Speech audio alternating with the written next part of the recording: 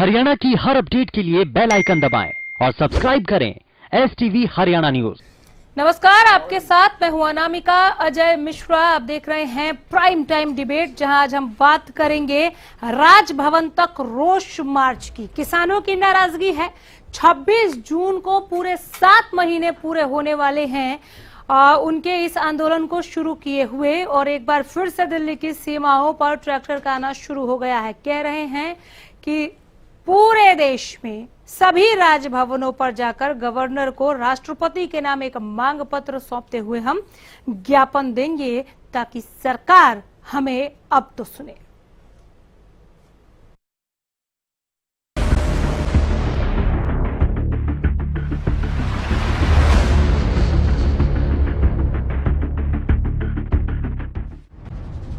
वैसे तो इन 7 महीनों में किसानों ने सरकार से अपनी मांगों को मनवाने के लिए कई बड़े बड़े कार्यक्रम किए। भारत बंद से लेकर टोल फ्री कराने जैसे कार्यक्रमों के माध्यम से सरकार पर दबाव बनाने की कोशिश की। यही नहीं, 5 राज्यों में चुनाव के दौरान सत्ताधारी बीजेपी के खिलाफ प्रचार भी किया। बावजूद इसके सरकार किसानों के आगे झुकी नहीं। कोरोना की दूसरी लहर कमजोर होने के साथ ही किसान आंदोलन फिर से मजबूत होने लगा है। किसानों ने आंदोलन के 7 महीने पूरे होने पर देश भर के राज्य भवनों पर रोष मार्च करने का ऐलान कर दिया है। इस दौरान किसानों ने राज्यपालों के माध्यम से राष्ट्रपति को ज्ञापन सौंपकर रोष जताने की घोषणा की है। इसलिए हम कह रहे हैं इसे खेती बचाओ लोकतंत्र बचाओ। इस नारे के साथ संयुक्त किसान मोर्चा ने कॉल दिया है कि पूरे देश में किसान गवर्नर के माध्यम से राष्ट्रपति को एक रोष पत्र देंगे। पूरे देश में गवर्नर हाउस में जाएंगे, हरियाणा में भी सब तरफ गवर्नर हाउस में जाएंगे, और उसके जरिए देश के राष्ट्रपति को किसान का रोष, उसका दुख, उसकी पीड़ा हम इस देश के मुखिया तक पहुंचाना चाहते हैं। 26 जून यानी शनिवार को हरियाणा और पंजाब के किसान भारी संख्या में चंडीगढ़ रवाना होंगे, जहां राजभवन तक रोष मार्च करेंगे। फिर राज्यपाल को रोष पत्र सौंपकर कृषि कानून वापसी की भी मांग करेंगे। तीनों काले कानून जेडे वापस लिए जाएं। तो कल हरियाणा के भाई हैं जो हमारे, वो गुरुद्वारा नड्डा साहब से जा रहे हैं चंडीगढ़, ते पंजाब वाले भी जेडे वो चंडीगढ़ जा रहे हैं। तो वहाँ अपना मांग पत्र जो है अपना गवर्नर को देंगे, तो अपना राष्ट्रपति को जो है रिमांडर सौंपेंगे। कल को पंजाब से बहुत बड़ी गिनती से लोग चंडीगढ़ जा रहे हैं, और चंडीगढ़ जाके मांग पत्र देंगे सरकार को, जो राष्ट्रपति को भेजने हैं। इस काले कानूनों को रद्द किया जाए, और लोग जड़े आ और गर्मी में लोगों को कुछ राहत मिले, लोग आप अपने कानून वापस हो आपके घरों को जाए। बड़ी जल्दी ही जाकर उस जगह बड़ी बड़ी महापंचायत की जाए, ताकि सरकार को शिकस्त दी जाए। और पंजाब का जो भी ये सरकार ने हमारा लोकतंत्र का कान किया है, उसको देखिए। लोकतंत्र होता है, लोकतंत्र का एक मतलब होता है कि लोगों की चुनी हुई सरकार, और दूसरा काम होता है, दूसरा पॉइंट है लोगों के लिए काम करना। और लोगों ने सरकार तो चुन दी है, पर लोगों के लिए काम नहीं हो रहा। लोगों के किसानों का कहना है कि जब तक 3 कृषि कानूनों को रद्द नहीं करा देते, तब तक उनकी घर वापसी नहीं होगी। किसानों ने सरकार पर आंदोलन को फेल करने के लिए साजिश रचने का आरोप भी लगाया। साथ ही किसानों ने कहा, हम अपील नहीं दलील की लड़ाई लड़ेंगे। उसके पास अदालत में तो जाने का बात ही नहीं किया कि लड़ाई के 4 पांव होते हैं। एक लड़ाई का होता है दलील, अपील, तकरार, तलवार। दलील, अपील, तकरार, तलवार। दलील होता है, हमने दलील से 11 बार सरकार को हरा दिया है। नहीं मानती तो नहीं मानती। टेबल टॉक में सरकार पूरी तरह हार चुकी है कि कानून गलत है। पर लेकिन दूसरा लड़ाई का काम होता है अपील। अपील तो हम करना ही नहीं जानते। हमको पता है कि जो अदालतें हैं वो सरकार के छाए थले काम करती है। वो हमारी अदालतें आज आजाद नहीं है, इसलिए हम अदालतें के सामने पेश नहीं होते।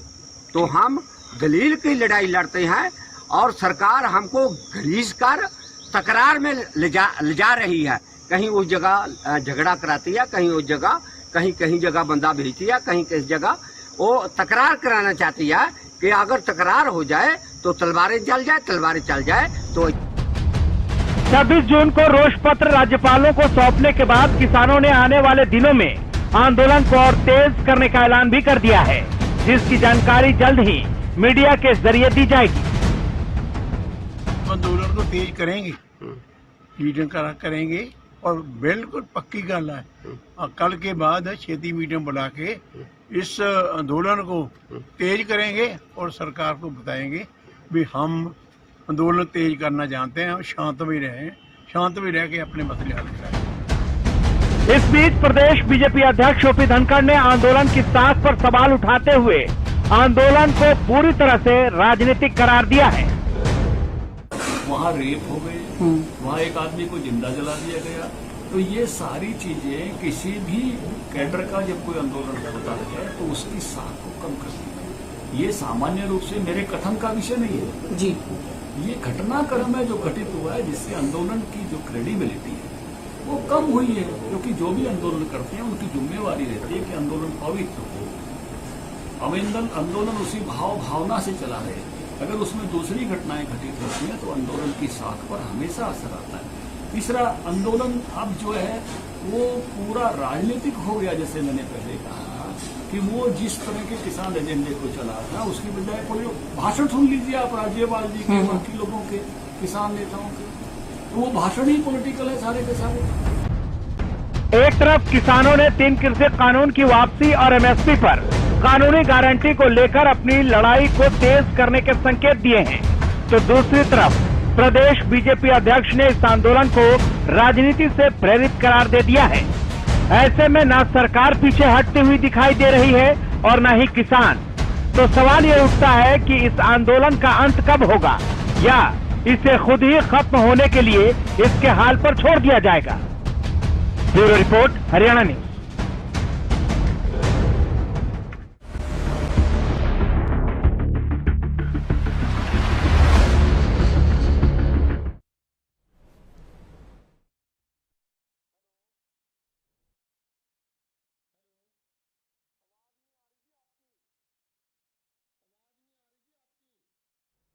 राजभवन तक रोष मार्च पर आइए, पैनल से मिलवाते हैं और डिस्कशन को आगे बढ़ाते हैं। सतीश नंबरदार हैं, महासचिव हैं भाकियू के, सत्यव्रत शास्त्री हैं प्रवक्ता बीजेपी, खालिद चाहलका हमारे साथ स्टूडियो से जुड़ रहे हैं प्रवक्ता कांग्रेस, ओंकार सिंह है प्रवक्ता इनेलो। आप चारों का बहुत स्वागत है, एक एक करके सभी के पास आएंगे। शुरुआत सतीश नंबरदार जी आपसे कर लेते हैं।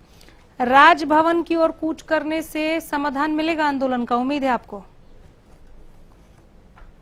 नमस्कार अनिमिका जी, सबसे पहले तो आज जो देश में किस तरह का अघोषित आपातकाल, इस तरह तो अंग्रेजों के टाइम में भी नहीं था, और जो 76 में जो आपातकाल लगा था उसमें भी उसके खत्म होने के आसार थे।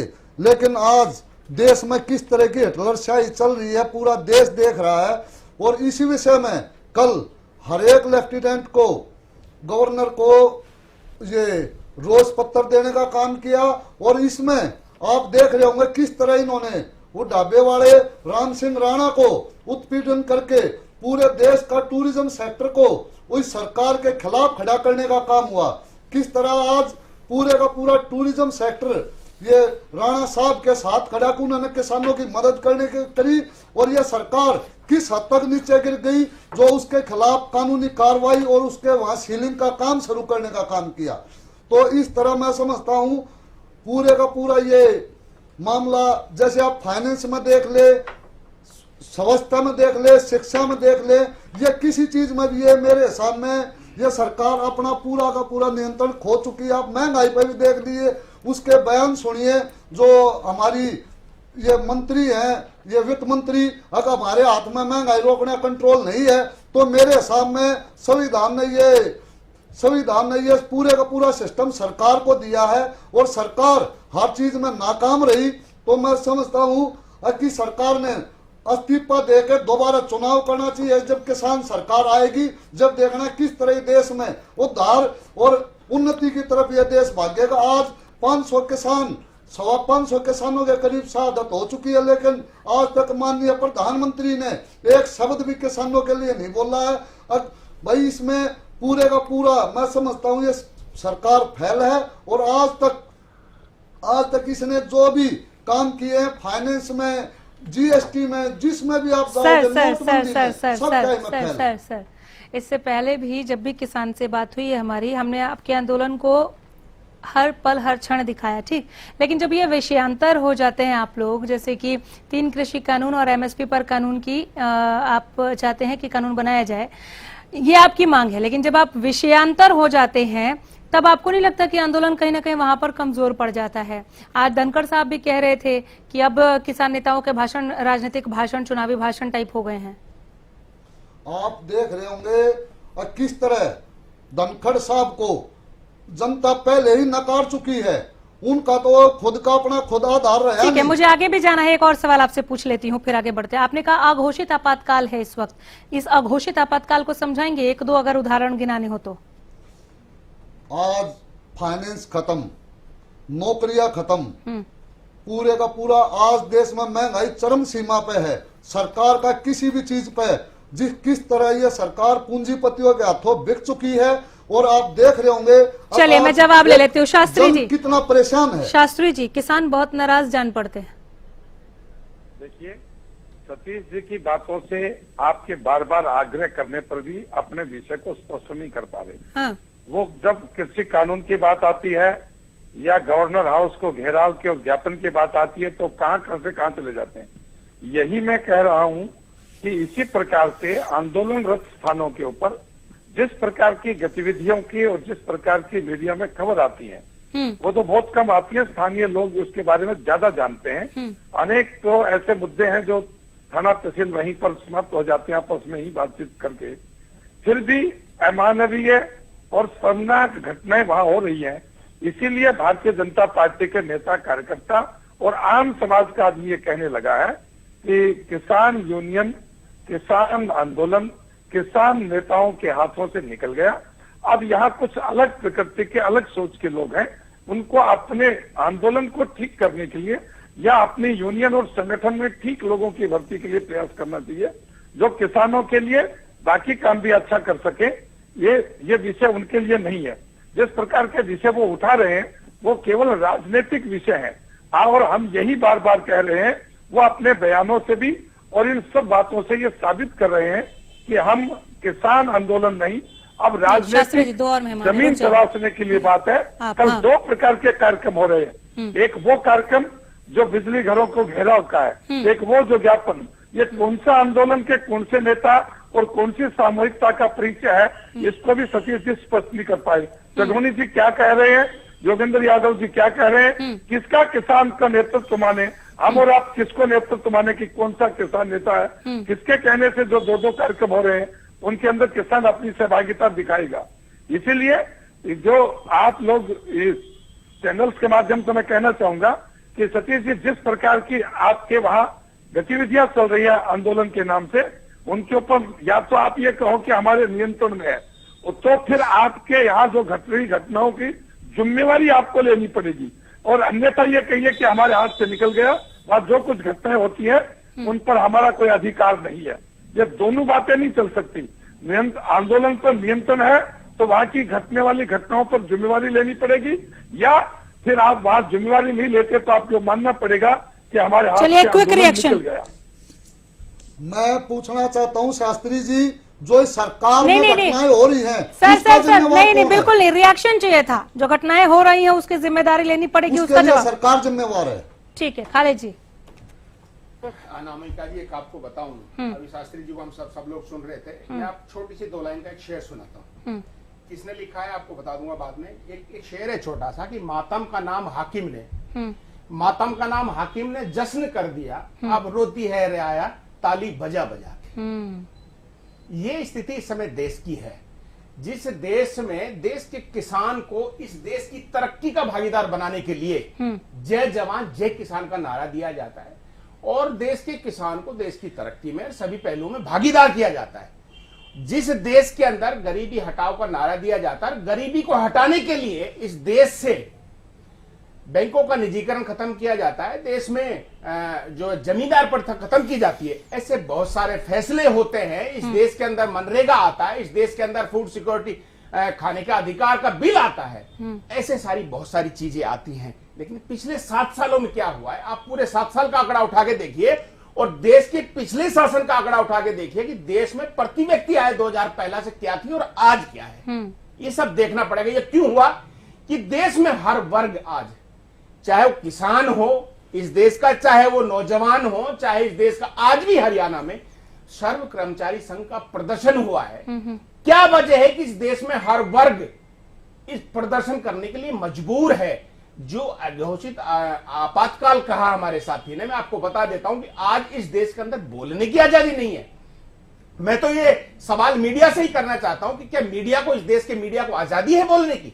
नहीं, आप बोल के देख लीजिए, आप सबको पता लग जाएगा और लग चुका है कितने सारे लोगों को। क्या हुआ प्रसन्न वाजपेयी का, क्या हुआ कितने सारे पत्रकारों का, कहां गए वो सब लोग, वो चैनल से क्यों निकाल दिए गए? ये सारी चीजें हैं। आजादी नहीं है बोलने की इस देश के अंदर।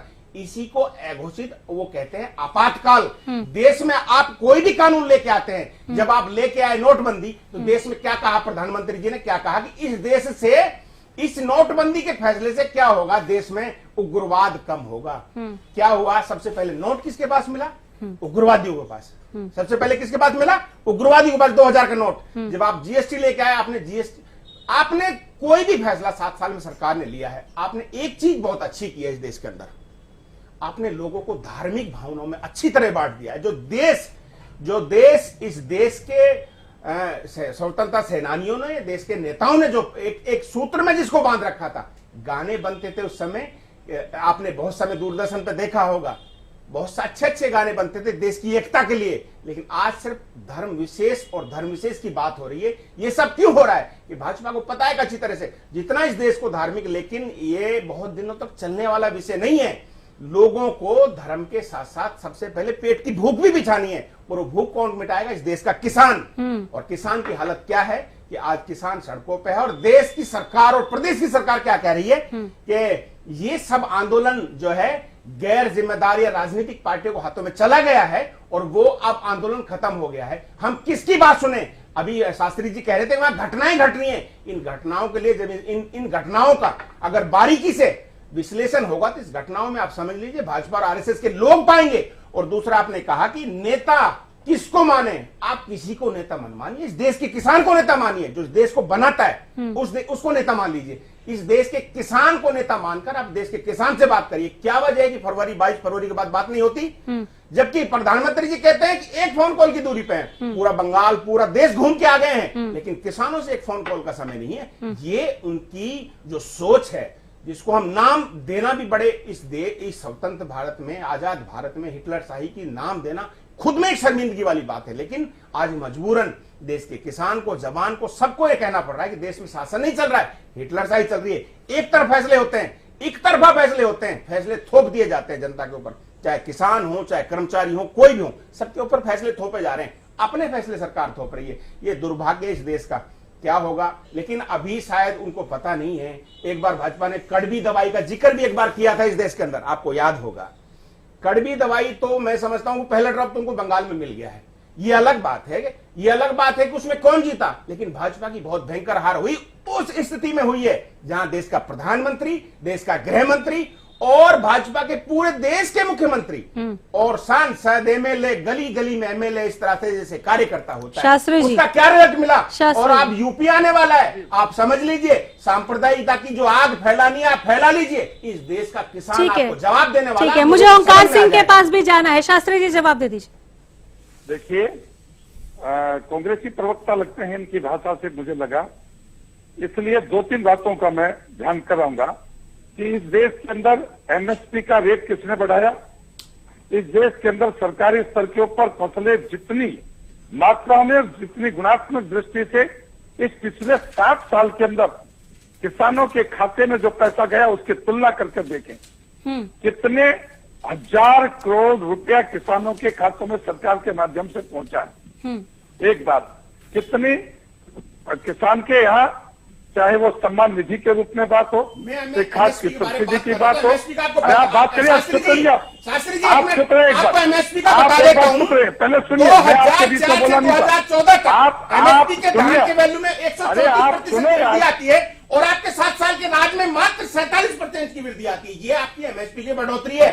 आपने किसान को एक साइड से फायदा देकर दूसरे पर कान पकड़ लिया है। आप कहते हैं किसान को 6,000 रुपए दिए, लेकिन आपको ये पता नहीं है प्रति हेक्टेयर आपने 30,000 का किसान के ऊपर बोझ डाला है। ये आपकी सरकार की असलियत है। आप बारीकी से देखिए कि आपने इस देश के अंदर ठीक है सर, बोलने दीजिए, जवाब ले लीजिए, आपने सुना किताबों में बोलने दीजिए सर, जवाब तो लीजिए शास्त्री जी। नहीं, बोलना मुझे भी आता है, नहीं शास्त्री, बोलना मुझे भी नहीं बोल आता है, सकते। और मैं आपको पूरे बताना डिबेट के अंदर चाहता चुप हूं, नहीं रहूंगा, लोग बोलने नहीं दूंगा, ये समझ लो आप बात को। अपनी बारी में प्लीज। हाँ शास्त्री जी, आपका डिबेट पर नियंत्रण होना चाहिए। बिल्कुल और सर, जैसे कोई आदमी आप अपनी बात रखिए सर, नियंत्रण का मैं देख लूंगी सर। नहीं, बात रखने के लिए तो बहुत समय का मिलता है आपका। नहीं, आपको काउंटर बिल्कुल किया जा सकता है, मैं और बात कर रहा हूं। आपको नहीं, काउंटर किया जा सकता है। आप ही की बात को वो आपकी बात को अगर उनको वाजिब नहीं लगा, उन्होंने अपनी बात जोड़ी। नहीं खाली जी रुक जाइए, एक सेकंड रुक जाइए, एक सेकंड। नहीं, ओंकार सिंह बैठे हुए हैं, उनके पास भी जाना है, रुक जाइए। शास्त्री जी जल्दी खत्म कीजिए। देखिए, मैं कहना चाहता हूं कि पिछले 7 साल में एमएसपी के रूप में जो बढ़ोतरी कृषि बीमा योजना के तहत और प्रधानमंत्री सम्मान निधि के रूप में या फसलों को बढ़ाने के लिए, उत्पादन के में सहायता के लिए, उनको मार्केट देने के लिए कितनी फसलों का भारत सरकार और कितनी फसलों का हरियाणा सरकार ने खरीदारी शुरू की है, उसके माध्यम से किसान को जिस प्रकार से आगे बढ़ाने का काम किया, पिछले इस साल 70 साल में नहीं हो पाया। दूसरी बात, जो ये राजनीतिक और धार्मिक रंग देने की बात करते हैं, मैं पूछना चाहता हूं, 1947 में तो भाजपा नहीं थी, तो उस समय इस देश का बंटवारा राजनीतिक आधार पर हुआ, धार्मिक आधार पर हुआ, व्यक्तिगत आधार पर हुआ। खाली जी रुकिए, मुझे ब्रेक पर जाना है, सर रुकिए आप। मुस्लिम लीग की मगर खाली जी ऐसे नहीं होगा, पैनल में और भी लोग हैं, रुक जाइए, पैनल में और भी लोग हैं। आधार पर किया था। आप जरा विचार करके उसका उत्तर दें कि 1947 में तो भाजपा नहीं थी, तो देश का विभाजन धार्मिक आधार चलिए पर ठीक कैसे है, हो गया? ओंकार सिंह जी ठीक है, हो गया सर। किसान और कितना इंतजार करेंगे, क्या लगता है सिंह साहब? जी अनामिका जी, सबसे पहले तो मेरी आपसे एक रिक्वेस्ट है कि बराबर का समय दीजिए सबको। बराबर का बोलिए सर, मेहरबानी होगी आपकी, क्योंकि बराबर का बोलिए सर, पार्टी का डिबेट खत्म नहीं हो रहा है। जब हाँ अब जी अनामिका जी तकरीबन आधा घंटा तो होने को हो गया। बिल्कुल बोलिए सर, पैनल बड़ा है तो बारी बारी से ही कह रहे हैं कि वो किसान नहीं है। हाँ जी चलो अनामिका जी, आज ये बीजेपी वाले मेरे भाई शास्त्री जी कह रहे हैं कि किसान कौन है, किससे बात करें। 12 दौर की वार्ता इन्होंने किससे करी थी, ये खुद बताएं। और दूसरा, आज अगर किसान कर रहे हैं वहां पे राजभवन में जाके अगर प्रदर्शन करके राज्यपाल जी को ज्ञापन देना चाहते हैं, तो इसमें कौन सी असंवैधानिक बात है? ये कभी तो ये कहते हैं कि ये ऐसे हो गया। और आज मैं आपको बताना चाहता हूँ, आपने क्वेश्चन पूछा था मेरे भाई किसानों के नेता से कि अघोषित आपातकाल कैसे है, लेकिन उन्होंने जवाब नहीं दिया। मैं जवाब देता हूँ, अघोषित आपातकाल कैसे है। जो व्यक्ति बोलता है उसके ऊपर पर्चा दर्ज कर दिया जाता है, उसके ऊपर इनकम टैक्स की रेट डाल दी जाती है, सीबीआई ईडी सब इनके पास है, पुलिस इनके पास है। ये सारे अघोषित आपातकाल की ही निशानियां हैं। आप दूर क्यों जाते हैं? आप हरियाणा में देख लीजिए, जो कि बोलता है अनिल विज, उसके ऊपर पर्चा दर्ज करा दे। आप अंबाला में देख लीजिए, आके चेक कर लीजिए कितने नजायज पर्चे हो रखे हैं यहाँ पे। तो ये अघोषित आपातकाल है, ये सत्ता के नशे में किसान को नहीं पहचान रहे। लेकिन किसान आज सड़कों पे है, आज 7 महीने हो गए। अगर किसान राजभवन में जाके अपना मेमोरेंडम देना चाहते हैं, इसमें असंवैधानिक क्या है? और मैं इनसे पूछना चाहता हूँ, किसान की मांग क्या है? किसान कहता है मुझे एमएसपी दे दीजिए।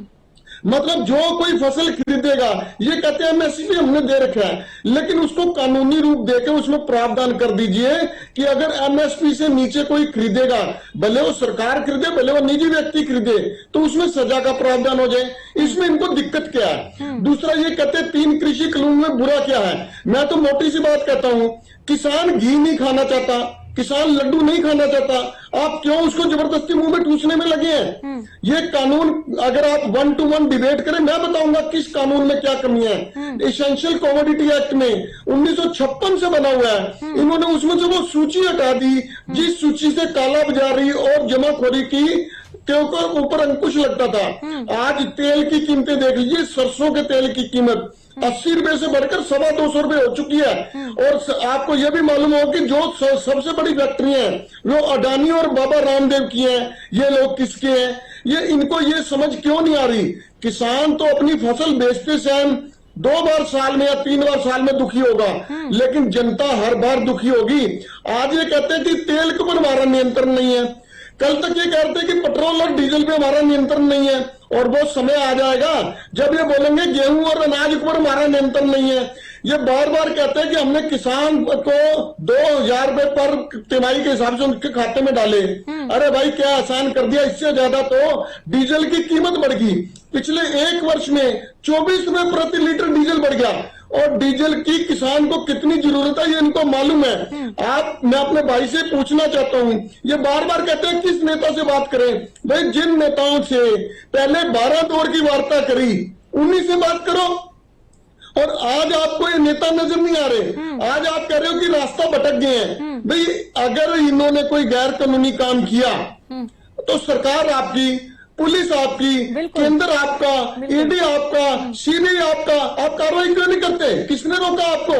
आप राम सिंह राणा जैसे होटल के आगे दीवार खड़ी करके दीवार खुदाई करवा सकते हो। और मैं आपको बता दूं, इनालो हरेक किसान के साथ खड़ी है, और हरेक होटल वाले के साथ, चाहे राम सिंह राणा चाहे कोई है, सबके साथ खड़े जो किसान आंदोलन में शामिल है। आज प्रत्येक देश का नागरिक, प्रदेश का नागरिक इनकी सच्चाई जान चुका है, समझ चुका है, ढोंगी लोग हैं। और ये ऐसे लोग हैं, इनके प्रधानमंत्री कहते हैं आपदा में अवसर ढूंढो, वो इन्होंने ढूंढ लिया। ये टीकाकरण भी लगा रहे हैं तो उसमें भी फोटो खिंचवा के जनता पे एहसान कर रहे हैं। जनता को कह रहे हैं हम फ्री वैक्सीनेशन देंगे। मैं अपने भाई से पूछना चाहता हूँ, आज से पहले भी देश में महामारी आई, चेचक आई, हैजा आया, पोलियो आया, पीलिया आया, तो क्या सरकार ने कोई पैसे लिए? सरकार ने, मुझे याद है जब हम छोटे थे स्कूलों में पढ़ते थे, स्कूल में बैठे हुए क्लास में आके हमारे को चेचक के टीके लगे बाजू में, जिसके निशान आज भी हैं। मैं आपके तमाम सवालों का जवाब शास्त्री जी से लूंगी। शास्त्री जी, उम्मीद करती हूँ कि आपने इनकी बातों को नोट किया होगा। लेकिन सर, तमाम सवालों का जवाब लेते हुए ये जो आपने कहा कि इनके प्रधानमंत्री, देश के प्रधानमंत्री, जवाब तो बाकी सवालों का मैं लूंगी, लेकिन देश के प्रधानमंत्री, एक छोटा सा ब्रेक फॉर अलॉट रुक करेंगे। काफी सवाल ओंकार सिंह के थे, ब्रेक पर जाने से पहले शास्त्री जी जवाब दीजिए। देखिए, जिस प्रकार से प्रवक्ताओं का फ्रस्ट्रेशन दिखाई देता है, जो शब्दों की मर्यादा, और देश के प्रधानमंत्री को भी अपना और पराये की संज्ञा में डालते हैं, तो इससे केवल एक राजनीतिक खोई ताकत को कैसे झंझावत में फंसता देखते हैं, उस प्रकार की भाषा का प्रयोग है। लेकिन उसके बावजूद जिस प्रकार से आप आरोप लगा रहे हैं, तो आरोपों का एक एक जवाब आपको सोचना चाहिए। इस देश के अंदर किसान की समृद्धि के लिए जितनी योजनाएं पिछले 7 साल में लागू हुई हैं, और उन 7 सालों में किसानों के खातों में गई राशि, उस राशि को की ओर इंगित करता है कि किसान के लिए सरकार कितनी संजीदगी के साथ काम करती है। रहा आंदोलन का विषय, आंदोलनकारी लोग जो हैं वो किसान हित के लिए नहीं, किसान के मुद्दे पर नहीं, आप अनेक लोगों की भाषाओं से ये स्पष्ट हो जाता है कि ये किसी न किसी अपने आका की राजनीतिक जमीन को तलाशने के लिए समय समय पर इस प्रकार का आह्वान करते हैं कि उससे देश का वातावरण खराब हो। आने वाले समय के अंदर जो हमारे आसपास का जो वातावरण है, जो कानून व्यवस्था है, उस कानून व्यवस्था को खंडित, इनके बार बार फोर्स को ये उकसाने के लिए केवल और केवल इनको काम एक दिया हुआ है कि किस प्रकार से इस आंदोलन को कुचलने के लिए ताकत का प्रयोग किया जाए, और उसी दिन का इंतजार ये कर रहे हैं। इसके अंदर कोई भी ऐसा मुद्दा नहीं है जिस मुद्दे के लिए बातचीत ना हुई हो और जिस मुद्दे का हल ना निकला हो। केवल और केवल ये बात इसलिए करते हैं, उकसाने की बात करते हैं कि सरकार को अब औरतों के माध्यम से इनके ऊपर शक्ति का प्रयोग किया जाए, और उस शक्ति के प्रयोग को दिखाकर ये कहना चाहे। ठीक है, ओंकार सिंह जी भी कुछ कह रहे थे। सिंह साहब कुछ कह रहे थे क्या? अत्याचार किए, सिंह साहब कुछ कह रहे थे क्या? केवल और केवल ये इस प्रकार के कार्यक्रमों ठीक है, आ जाऊंगी शास्त्री जी। आपकी बातों पर कांग्रेस इनेलो दोनों को ऐतराज है, बाकी उसे महासचिव बैठे इनको भी ऐतराज है। सिंह साहब, मैं शास्त्री जी से पूछना चाहता हूं, वर्ष 2013 में इनके बड़े बड़े नेता आधे कपड़े उतार के प्रदर्शन कर रहे थे, क्या वो लोकतंत्र की हत्या नहीं थी? आज इनको किसान नजर नहीं आ रहा। और मैं आपको बताना चाहता हूं, इनके नेता अलग अलग बयान करते हैं। अखबारों में छप रहा है। रामका जी, मुझे मेरी बात पूरी होने दीजिए।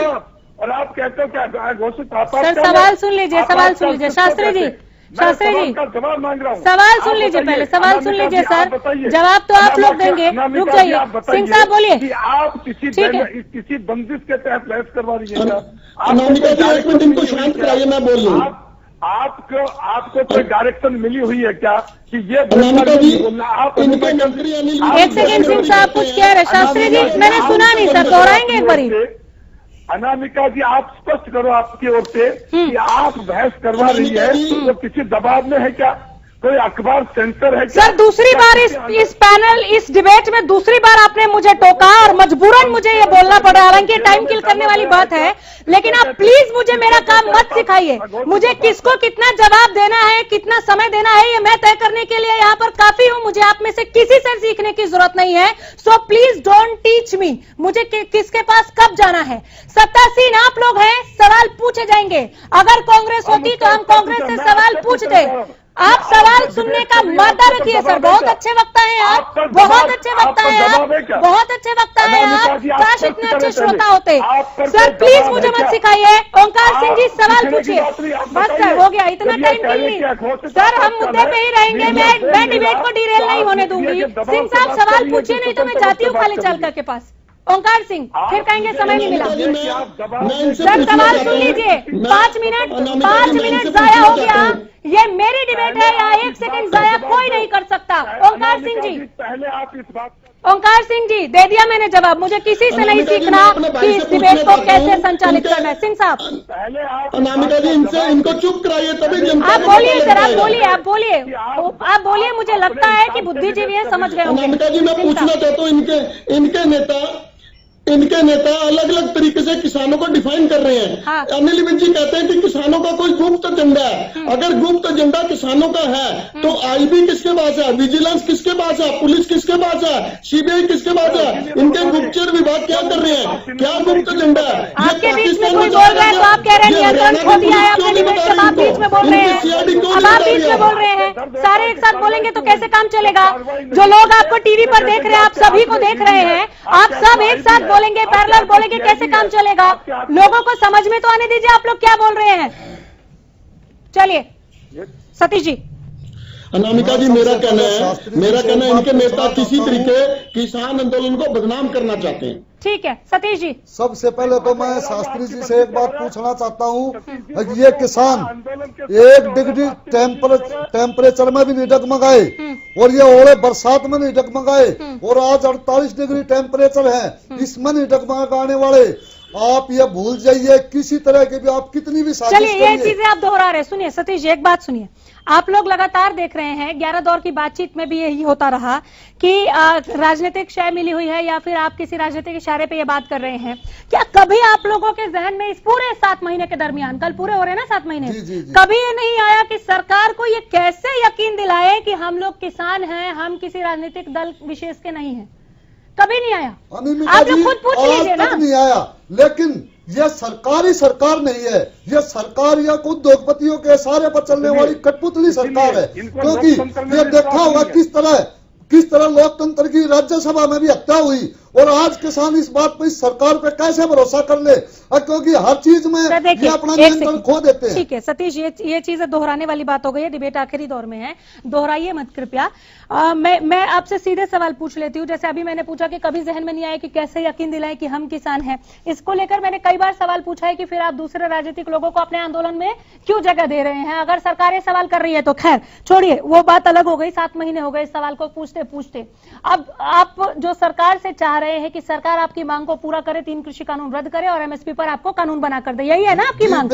आपको सरकार से उम्मीद भी है, आप सरकार से ना उम्मीद भी पाले बैठे हैं, ऐसे कब तक चलेगा? हम 2024 तक बैठने का मादा रखते हैं और पूरे का पूरा देश का जितना भी जनाधार है आज वो किसानों के साथ है। किसान झुकने वाला नहीं है बिल्कुल भी। ये सरकारें आएंगी जाएंगी लेकिन किसान ही देश में रहेगा।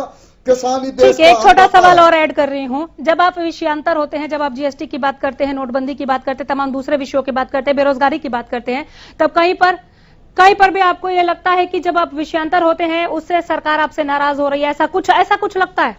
ये सरकार खुद किस तरह मोदी जी बोलते थे 2023 में हरियाणा में सरकार नहीं आई थी अपने प्रधानमंत्री काल में, अब मेरे पास पुलिस नहीं है और हरियाणा में आप मेरे को शासन दो, और उसी शासन की तहत किस तरह सरकार ने किसानों पे अत्याचार करने का काम किया, किस तरह आपने देखा पानी की बौछारें और किस तरह मतलब मुकदमे हर चीज इन पे किसानों पे लादने का काम किया। आज ही सरकार पे किसान बिल्कुल अपना नियंत्रण खो चुका है, इसकी जबान पर कोई भी कीमत नहीं रखता। खाली जी, मैं पहले शास्त्री जी की बातों का जवाब दे देता हूं। दे दीजिए। ये कह रहे थे कि समर्थन मूल्य में भारी वृद्धि हुई है सरकार में। बहुत क्लियर आपको बता देता हूं कि 2004 से 2014 तक जो सरकार कांग्रेस शासन में, यूपीए के शासन जो वृद्धि हुई 121% से 219% तक वृद्धि होती है समर्थन मूल्य में, और इनके 7 साल के शासनकाल में कितनी होती है? मात्र 42 से 45% तक। ये इनके समर्थन मूल्य का सच है। फिर इन्होंने ये कहते हैं 6,000 का भी कह रहे थे कि किसान सम्मान निधि। शास्त्री जी आप समझ लीजिए, इस देश के अंदर लगभग 15 करोड़ किसान हैं, 6 करोड़ किसान को एक पैसा नहीं मिला है। ये मैंने एक दिन डिबेट में और भी बोला, 6 करोड़ किसान के खाते में एक भी पैसा नहीं गया है। अब बाकी बचे लोगों के साथ आपने किया है। जब यूपीए का शासन था तो डीजल पे सरकार का टैक्स था लगभग 3, साढ़े 3 रुपए, 4 रुपए मैक्सिमम। आपकी सरकार में टैक्स क्या है? 32 से 34 रुपए। ये आपके किसानों को फायदा देने वाली डीजल की बात हो रही है, जिससे किसान को हर घंटे जिसकी आवश्यकता है उस डीजल की बात हो रही है। फिर आप समझ लीजिए कि आपने ऊपर से क्या किया, जो खेती में यूज होने वाले उपकरण हैं, चाहे वो कीटनाशक है, चाहे ट्रैक्टर है, उन पे 18% तक का टैक्स लगा देती है सरकार। ये इनके किसान हितैषी होने का सबूत है। ऊपर से जो आप कह रहे हैं कि इन कानूनों में बुरा क्या है, आप ये बता दीजिए इन कानूनों में अच्छा क्या है। जब आपसे किसान जिनके लिए कानून बना वो ये कह रहा है कि हमको नहीं चाहिए, तो ऐसी जबरदस्ती क्या है? आप किसकी गोद में खेल रहे हैं? ऐसी जबरदस्ती क्या है? ओंकार सिंह भी यही सवाल पूछ रहे थे शायद कि घी और लड्डू नहीं खाना चाहते। ठीक है, सिंह साहब के भी जवाब ले लेते हैं, फिर सवाल ले लेते हैं, फिर जवाब के लिए आती हूँ। ओंकार सिंह जी। जी ऐसा मैं तो ये कहना चाहूंगा, जो आज ये 3 कृषि कानून की मार किसान झेल रहा है, इनको जन्म देने वाली तो कांग्रेस ही है। मसौदा भी तो इन्होंने ही तैयार किया था, इसके पर मोहर बीजेपी ने जरूर लगाई है, लेकिन ये वही तीनों काले कानून है जिसका मसूदा इन्होंने तैयार किया था। आज ये किसान हितैषी होने का दावा करते हैं कांग्रेस वाले, लेकिन अगर ये मसौदा ना तैयार करते तो शायद बीजेपी की लागू किया।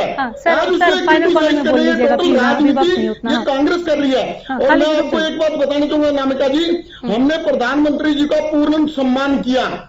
जब प्रधानमंत्री जी आए, इन्होंने नोटबंदी लागू करी, इन्होंने बोला हमें 50 दिन दे दो, अगर मेरी योजना में कहीं कमी आई जिस मर्जी चौक पे बुला लेना, मैं आ जाऊंगा। आज देश का हर एक चौक प्रधानमंत्री को बुला रहा है। आज किसान पे ही बात कर लेते हैं सर, किसान पे ही आ जाइए। 21 दिन के लिए आप देश के बंद कर दीजिए। किसान पे ही आ जाइए। इन्होंने कोरोना के हरियाणा में 21 दिन आप देश में बंद कर दीजिए। ऐसे नहीं, फिर अभी मैं इनको कह रही हूँ विषयांतर में, तो ये अब आप लोग विषयांतर हो रहे हैं। आज राजभवन की ओर जो कूच करेंगे कल किसान, उससे समाधान होगा कि नहीं, इसी पर बात हो रही थी। तो आप किसान को लेकर अगर बात कर रहे हैं तो वो कीजिए। सिंह साहब बोलिए। मैं किसान की बात ही कर रहा हूं। किसान अपने संवैधानिक अधिकार का प्रयोग कर रहा है। अगर वो राजभवन में जाके मेमोरेंडम देना चाहता है, इसमें गलत क्या है? अच्छा, अगर वो सिर्फ बैठी रहेंगे, कुछ करेंगे नहीं, तो ये सरकार तो गूंगी बहरी है। सिंह साहब कहा किसने है कि गलत है? कह कौन रहा है कि गलत है? नहीं करेंगे। कह कौन रहा है कि गलत है? हम तो ये सवाल पूछ रहे हैं कि इससे समाधान हो जाएगा क्या? ये इनके ओपी धनखड़ जी का बयान था। ओपी धनखड़ जी का बयान था कि ये किसान अलोकतांत्रिक तरीके से व्यवहार कर रहे हैं। तो ये अलोकतांत्रिक नहीं है, मेमोरेंडम देना प्रत्येक व्यक्ति का अधिकार है। धनखड़ जी का बयान मैंने सुना, वो बोल रहे हैं कि किसान रास्ता भटक गया है, इनका आंदोलन भटक गया। और मैं बताना चाहता हूँ, किसान रास्ता नहीं भटके हैं, बीजेपी और इनके सत्ताधारी दल रास्ता भटक। ठीक है, मैं थोड़ा सा ब्रीफ कर देती हूँ आपको। ओपी धनखड़ साहब का बयान था कि किसानों को मुद्दे उठाने चाहिए, लेकिन लोकतांत्रिक तरीके से। अपनी साख और धार खो चुका है आंदोलन, अब राजनीतिक हो गए हैं। किसान नेताओं के भाषण। उन्होंने ये बात जरूर कही है कि मुद्दे उठाने चाहिए लेकिन लोकतांत्रिक तरीके से, लेकिन उन्होंने ये कहीं मेंशन नहीं किया कि राजभवन की तरफ जा रहे हैं तो ये अलोकतांत्रिक है, ये उन्होंने नहीं कहा है। बराला साहब के भी अपने बयान आए हैं। ठीक है, मैं जवाब ले लेती हूँ, वक्त कम है। सत्यव्रत शास्त्री जी, अभी सब ध्यान से सुने, सबको केवल लास्ट में 20-20 सेकंड मिलेगा फाइनल कमेंट के लिए। शास्त्री जी, देखिए, मैं बार बार जिस प्रकार के शब्दावली का प्रयोग कर रहे हैं, यानी किसान के ऊपर मुद्दा है और बाकी मुद्दों पर, इसका मतलब किसान के ऊपर कहने के लिए कुछ बचा नहीं है, इसीलिए ध्यान भटकाने के लिए इधर उधर की बातें करते हैं। किसी नेता ने और किसी ने ये नहीं कहा कि ज्ञापन देना, आंदोलन करना, यात्रा निकालना कहीं गलत है, लेकिन ज्ञापन कितने लोग कैसे देते हैं उसकी भी एक मर्यादा है। आंदोलन के अंदर कहाँ क्या क्या व्यवस्थाएं होती है, आपका उनके ऊपर नियंत्रण है क्या, जिस प्रकार की घटनाएं वहां हो रही है उनके ऊपर आपका नियंत्रण है क्या, नियंत्रण है तो क्यों हो रही है, और हो रही है तो फिर आपका नियंत्रण क्यों नहीं है। इन सब चीजों के लिए जब आंदोलन के वक्त या इसके बीच में गड़बड़ करने वाले लोगों पर FIR दर्ज होती है तो वहाँ आंदोलन होता है कि FIR क्यों गई, जब नहीं करते हैं तो क्या आपके पास सब कुछ है। ये दोहरी बातें जिस प्रकार से चल रही है, इसीलिए हम कहते हैं कि असमंजस की स्थिति है। जब 3 कृषि कानून का विषय था, जब सरसों ज्यादा बिकी, अच्छे रेट से बिकी, तो किसी को भी कोई बात नहीं आई। जब तेल आगे बढ़ रहा है तो उसको सबको ध्यान में आता है, अरे किसान के उत्पादन का जितनी महंगाई होगी उस हिसाब से बढ़ेगी, उस प्रकार से बढ़ेगा। तो आप ये दोहरी बातें कैसे करते हैं। किसान को खुला मार्केट के अंदर मिला तो बरतने के लिए उसको अच्छा पैसा मिला, सरकार ने तो लेवी नहीं लगाई ताकि आपको मजबूरी है कि हम SP में खरीदेंगे, सरकार ने ऑप्शन छोड़ा। आप हमारे पास यदि आपको कम मिलता है मार्केट में तो हमारे पास आइए, मार्केट में ज्यादा मिलता है तो आप मार्केट में जाइए। तब तो किसी ने नहीं कहा कि सिर्फ सरकार क्यों नहीं खरीद रही, फालतू क्यों बेच रहे हैं। ये इस प्रकार का असमंजस की स्थिति है इन लोगों में कि सरकार जितना अच्छा कर रही है उसको कैसे कैसे लोगों के दिमाग में डाला जाए कि सरकार गलत कर रही है, और केवल वही अपनी फ्रस्ट्रेशन दिखाकर अपने में फिर उस बात को दोहराता हुआ अंतिम बार में कि अपने राजनीतिक आकाओं की जमीन तैयार करने के लिए 24 तक की बात क्या 29 तक भी बैठे रहेंगे आप। बैठने के लिए कोई मना ही नहीं है, लेकिन बैठने के बाद आपकी मर्यादा क्या होनी चाहिए, आपको। ठीक है, एक सवाल मैं पूछ लूं शास्त्री जी, आपकी बात पूरी हो गई हो तो। शास्त्री जी, एक सवाल मेरा भी, कब तक किसान आंदोलन चलता रहेगा सर? इसका कोई तो हल आप लोग निकालेंगे ना, इसका हल क्या है, कोई समाधान? 7 महीने हो गए, हट के आगे कोई भी किसी प्रकार की समाधान की आवश्यकता नहीं। एक हमारे यहाँ गांव में कहावत है कि एक बालक ने कहा कि ऊंट में भोगले में ऊंट डाल दे। अब वो ऊंट भोगले में कैसे डले ये संभव नहीं है। इस प्रकार की बातें लेकर आगे चलने वाले कि कुछ ना कुछ यदि आप समझौते की ओर चलें तो सुझाव की ओर चलें तो आज नहीं कल नहीं परसों तक ये समस्या समाधान हो सकता है। लेकिन जब आप एक बात पर अड़कर चले और वो भी विदेशी हाथों में कि एक बार ये कानून रद्द करो, पीछे हम देखते हैं फिर इस देश के अंदर कैसे आगे बढ़ेगा। केवल और केवल इस जिद के आगे किसान आंदोलन है। किसान आंदोलन की आड़ में जिस प्रकार की घटनाएं आगे घटने का घटनाक्रम जो एक टूल किट के माध्यम से हो रहा है, अनेक बार टूल किट आए हैं, उसी का हिस्सा ये है। इसलिए इसके ऊपर कब होगा ये तो किसान नेता जाने, सरकार अपने पक्ष के ऊपर पूरी। सतीश नंबरदार जी, सुना आपने, हट के आगे समाधान की आवश्यकता नहीं। मैं शास्त्री जी को बता देना चाहता हूं, किसान ना कभी कल पहले अटकी थी, ना आज कर रहा, ना आगे करेगा। किसान ने तो हमेशा अपनी देश की उन्नति के बारे में सोचा है। फिर आप कहेंगे पीछे की बात दोहरा रहे हो, कोरोना काल में जब ये देश डूब रहा था, एक किसानों ने 4% GDP को बचाने का काम किया था। हठ धर्मी तो केंद्र में बैठी भाजपा की सरकार, और जहां जहां भाजपा की सरकारें हैं राज्य में, वे हठ धर्मी पर उतरे हुए हैं। किस तरह आज आप देख रहे होंगे बॉर्डरों पे कील काटने का काम किया। खुद ये जब कांग्रेस का शासनकाल था, प्रधानमंत्री की कोठी तक जाके इन्होंने प्रदर्शन किए हैं, कभी किसी ने रोकने का काम किया। और आज इसी बात को मैं कह रहा हूं, इसी बात पे आज घोषित आपातकाल लगा हुआ है। उस आपातकाल में तो कम से कम आगे उम्मीद थी, लेकिन इसमें तो 2024 तक किसी को यह नहीं दिखाई दे रहा आपातकाल खत्म होगा, नहीं होगा। पुलिस ईडी जो भी किसान आंदोलन के खिलाफ था उसी के खिलाफ कुछ बोल रहे शास्त्री जी, जवाब दे रहे हैं। किस प्रकार की घटनाओं को लेकर, ट्रैक्टरों को लेकर पुलिस के जवानों के ऊपर चढ़ाने का काम किया? क्या ऐसा भारतीय जनता पार्टी जब विपक्ष में थी ऐसा काम किया क्या? वो भी उसमें कौन गिरफ्तार हुए? जो भाजपा के संघ के कार्यकर्ता थे वो गिरफ्तार होने का काम हुआ। चलिए ठीक है, खाली चाल का तो उसकी मर्यादा क्या थी? ठीक है, दो चीजें, खाली चाल का बहुत लंबा समय नहीं है। मैं आइलैंड ठीक है शास्त्री जी, ठीक है, ठीक एक मिनट सुन लीजिए। ठीक है, कांग्रेस के अभी 2 दिन शास्त्री पहले जी, किसी को नाबालिग शास्त्री जी सुन बच्ची को लीजिए। उठा के ले गए तो किसने किया? शास्त्री जी सुन लीजिए, आपको बता देता हूं, आइलैंड के लिए सिर्फ इतना ही कहना चाहूंगा कि एक कहावत है हरियाणा में, घर में नहीं थे दाने अम्मा चली भुनाने, चैप्टर खत्म। उनका कुछ रौला नहीं बचा है। वो तो अभी दोनों जो बापू बेटे अलग हुए वो तो एक मात्र माननीय स्वर्गीय देवीलाल जी के नाम पे लड़ रहे हैं, उनके अलावा कोई नहीं। और हरियाणा का क्या हितों का सौदा किया वो उनका चैप्टर खत्म है। अब बात है भाजपा की। जिस किसान के बलबूते इस देश को कृषि प्रधान देश कहा जाता है, जिस किसान को इस देश में अन्नदाता कहा जाता है, और जो खुद में एक भारत है, किसान इस देश का खुद में एक भारत है जो भारत को खड़ा करता है, उनके लिए भाजपा की सोच उनके पतन का सबसे बड़ा कारण बनेगी। उनकी आंखें तब खुलेंगी जब इस देश का किसान उनको कुर्सी से पटक के नीचे जमीन पे डाल देगा, तब तक उनकी आंखें खुलने वाली नहीं है। 7 महीने से आंदोलन चल रहा है, अभी तक वो ये तय नहीं कर पाए।